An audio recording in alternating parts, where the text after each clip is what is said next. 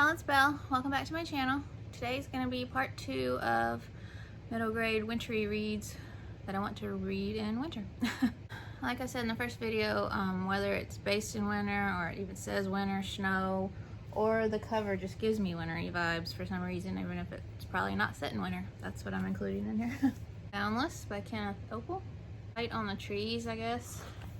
I don't know, it just gives me wintry vibes, just the colors. And the only thing it says on the back is, climb aboard the Boundless, the most magnificent train ever built. Magic and danger loom around every bend, and the hardest trick is staying alive. I don't like knowing a lot anyway, and that just sounds great, so can't wait. Toy Maker's Apprentice. Sherri L. Smith. And I've had this one forever, and I don't know why it gives me wintry vibes, maybe because toys, Christmas.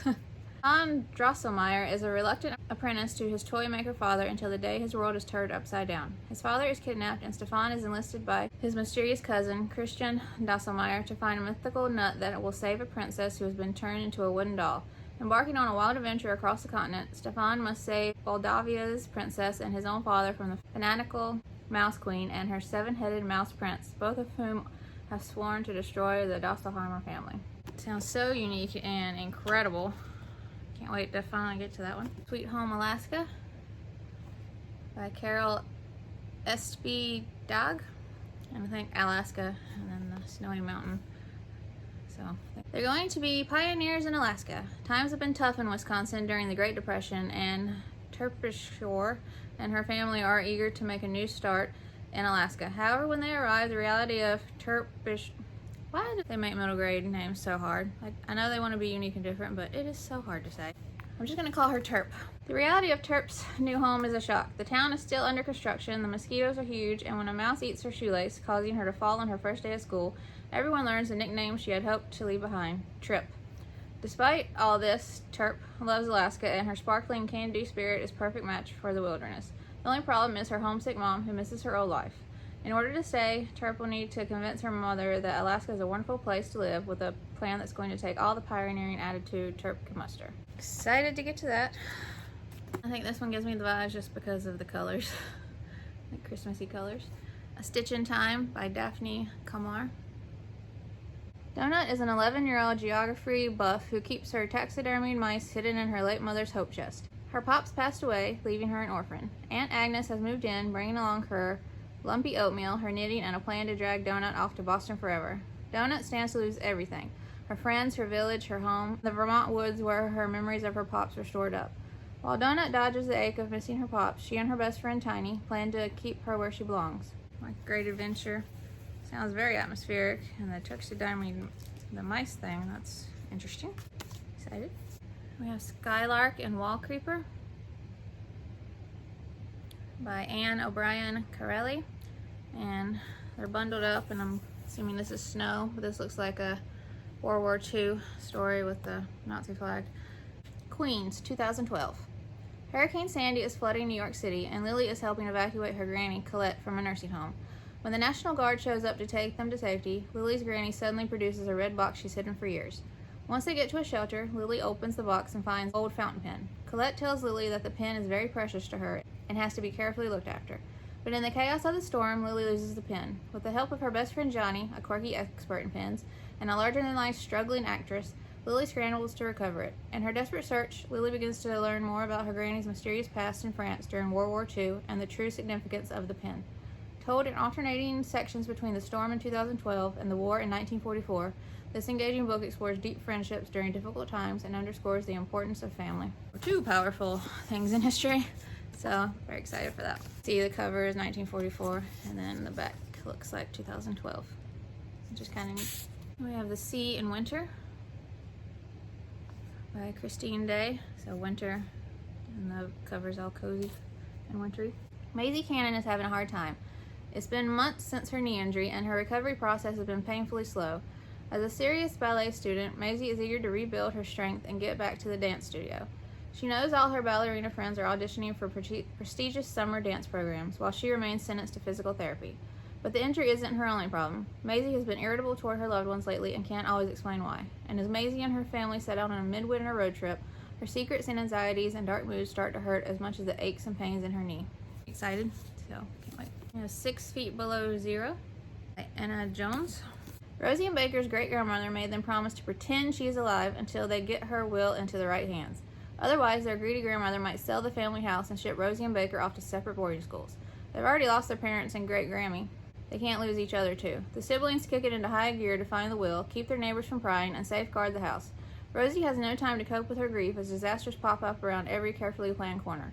She can't even bring herself to read her last ever letter from great-grammy. But the lies get bigger and bigger as Rosie and Baker try to convince everyone that their great-grandmother is still around, and they'll need more than a 6-month supply of frozen noodle casserole and mountains of toilet paper once their wicked grandmother shows up. The bluff 6 feet below zero, that's what gave me the vibes. But this just sounds like a unique story, and I don't think I've ever read anything like that, so excited. I'm trying to get through these kind of fast because it's already part 2 and there's a lot in this video too. So we have The Doll Maker of Krakow by R.M. Romero. And it looks like it's snowing. Looks like another war story. Beautiful illustrations throughout. Carolina is a living doll whose king and queen in the land of dolls have been overthrown. But when a strange wind spirits her away, she soon finds herself in Krakow, Poland, in the company of the doll maker, a man with an unusual power and a marked past. The doll maker has learned to keep to himself, but Caroline's courageous and compassionate manner not only help him to smile, he even befriends a violin-playing father and his daughter. That is, once they get over the shock of hearing a doll speak to them. The four become fast and true friends. But their newfound happiness is dashed when Nazi soldiers descend upon Poland. Carolina and the doll maker quickly realize that their Jewish friends are in grave danger, and they are determined to help save them, no matter what the risk. And it says, eloquently fuses fairy tale, folklore, and history to illustrate the power of love and the inherent will to survive even the darkest of times. So that sounds like it's going to be quite a read. And I remember thinking that before, which is probably why I've had this forever and haven't read it yet, because I think it's going to be a hard one to read. But it is an important one to read. History, you have to keep remembering it and read the hard stuff. So looking forward to that. We have Astrid the Unstoppable, Mariah Parr, and it's translated from Norwegian by Guy Puzzi. Speed and self-confidence, that's Astrid's motto. Nicknamed the Little Thunderbolt, she loves to spend her days racing down the hillside on her skis or sled, singing merrily as she goes, and drinking hot chocolate made from real chocolate bars with her grumpy best friend and godfather, Gunvald. She just wishes there was other children to share in her hair-raising adventures. But her world is about to be turned upside down, first by the arrival of a family with children to her village, and then by a mysterious woman who everyone but Astrid seems to know. Gunvald has been keeping a big secret from her, one that will test their friendship. Astrid isn't happy about all the changes in Glimmerdal. Luckily, she has a plan to set things right. That sounds like a great wintry adventure. Excited. We have Snow in Summer, so Snow, by Jane Yolen. With her black hair, red lips, and lily-white skin, Summer is as beautiful as her father's garden, and her life in the mountains of West Virginia seems like a fairy tale. Her parents sing and dance with her, cousin Nancy dotes on her, and she is about to get a new baby brother. But when the baby dies soon after he's born, taking Summer's mama with him, Summer's fairy tale life turns grim. Things get even worse when her father marries a woman who brings poisons and a magical mirror into Summer's world.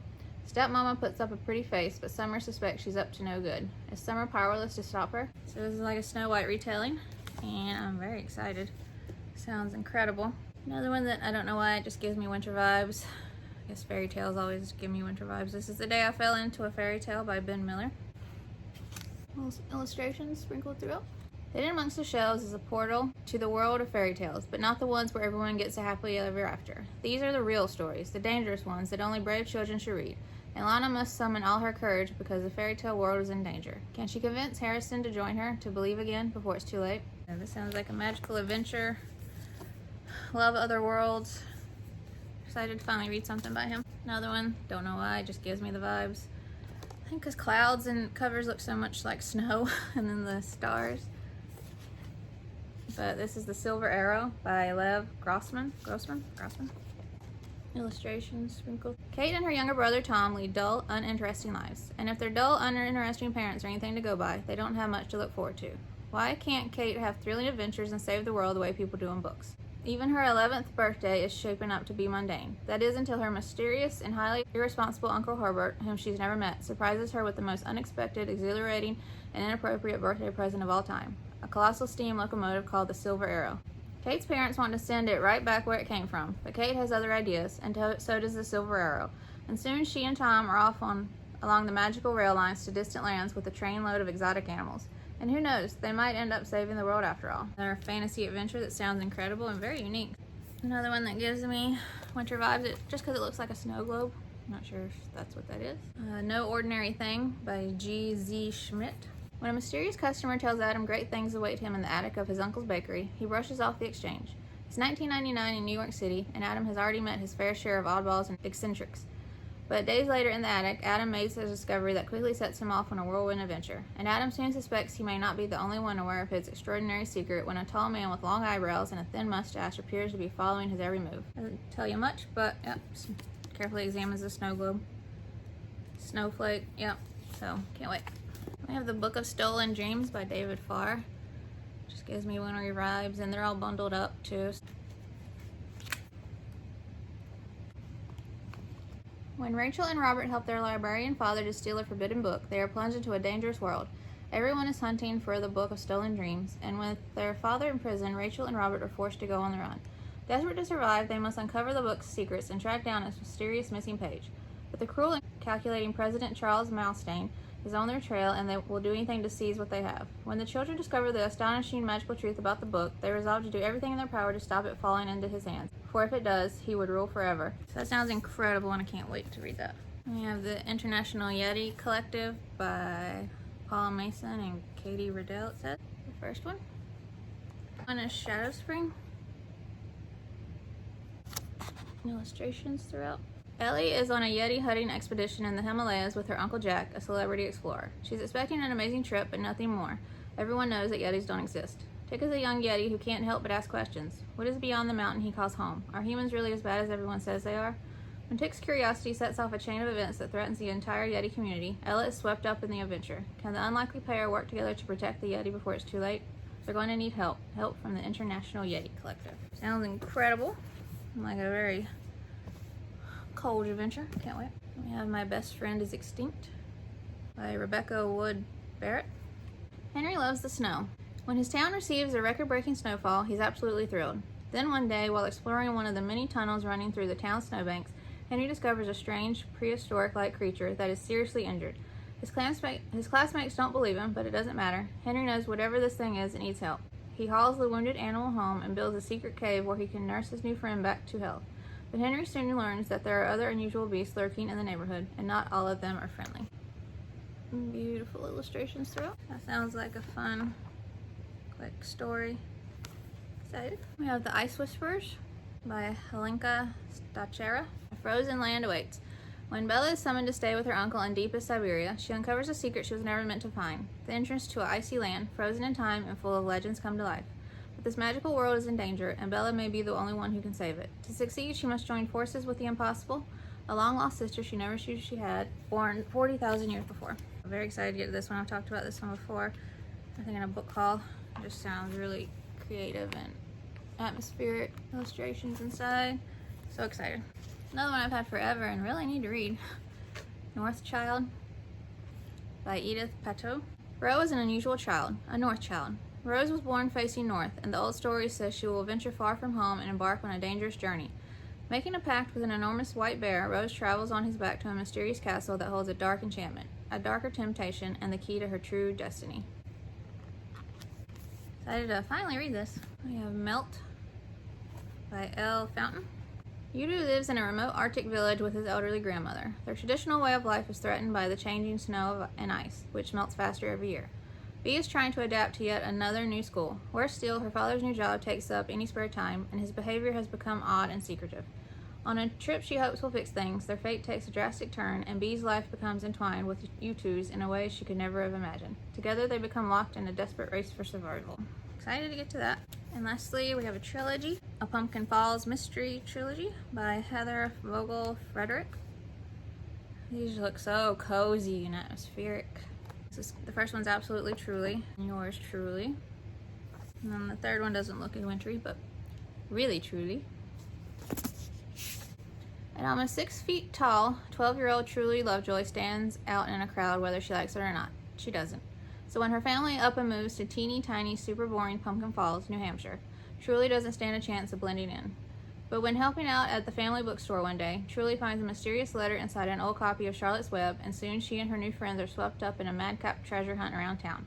While chasing clues that could spell danger, Truly discovers there's more to Pumpkin Falls than meets the eye, and that blending in can be overrated. Loving Yourself, Believing in Yourself, Pumpkin Falls, New Hampshire. I mean, and then a bookstore, Mysterious Letter, a treasure hunt type thing. These sound so incredible. Can't wait. Alright, I got them all in. So I'm sure there's some I forgot because after looking at books so long, like I said, I go cross-eyed. But that wraps up part 2 of books I want to read in winter. I hope y'all enjoyed it.